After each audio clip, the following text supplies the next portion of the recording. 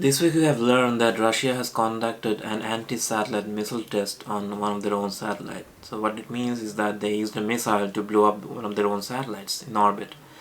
Now, this is very normal, I would say, because military do test their weapons time to time, and Russia did it on their own equipment, so it shouldn't be an issue.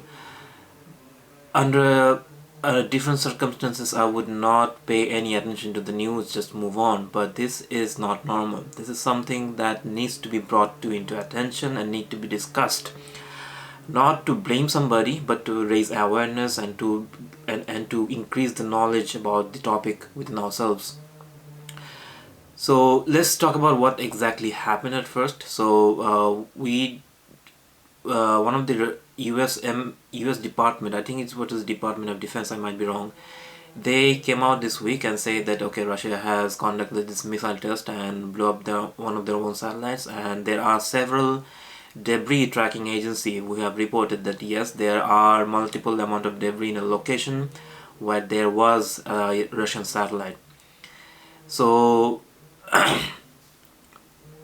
there are two main reasons why this news is important and you should know about it and you should discuss this news with your friends. Is that one is ISS, the International Space Station. At this point, almost everyone knows what an International Space Station is, so I will not be going into that in details. But the test was conducted in an orbit in very close proximity to ISS. So if anything bad happened, actually the lives of those astronauts were in danger, and they had to shelter in place. So that's one. Number two, the orbit they tested it in is around 450, I believe. That orbit is very popular in the new space industry. So that is a part of a LEO. It's a low Earth orbit, and many companies choose orbit in those kind of altitude because it gives them a very good chance of gathering valuable data. So there are not a lot of nanosatellites orbiting in that orbit, in that region. So creating a debris field creates additional risk to the satellites. Now, I don't want it to be a one-sided argument. I don't want it to. I don't want to blame anyone, but I want it to be a discussion. So let's also try to imagine that what were the arguments or what was the reason for the other sides. So maybe that satellite was something of a national importance and they had to kind of dispose it. That could be one of the arguments, right?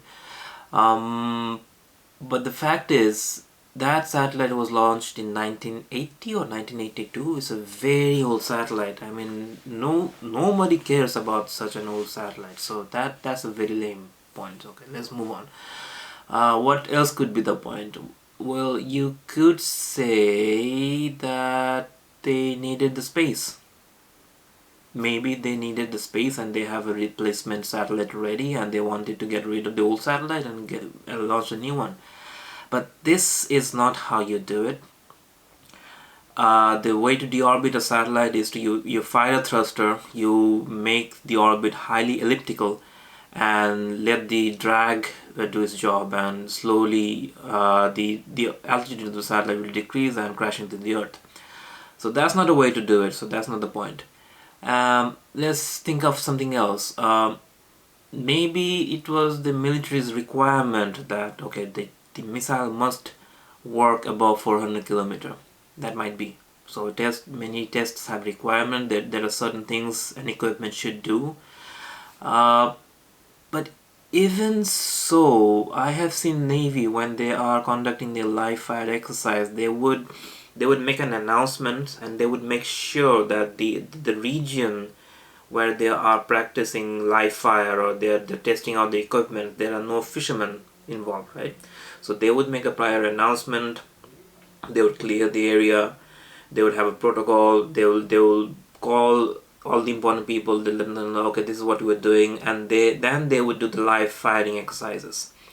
But in this case, I don't think anyone was warned. So that case is also not very true. Now, I'm not a military expert. I am not a global politics expert, and I do not have the phone numbers to those people who actually conducted the test, so I do not know exactly what happened. But this, what I am about to say next is a bit of a speculation, so don't pay a lot of attention to it. I mean, take it with a grain of salt, right? Now, if you Google right now uh, the word Russia and filter out the news, you'd see that there are actually a lot of events, individual events, but kind of related with Russia, EU, US, Ukraine, Belarus, all those neighboring countries, right? And the situation is quite tense.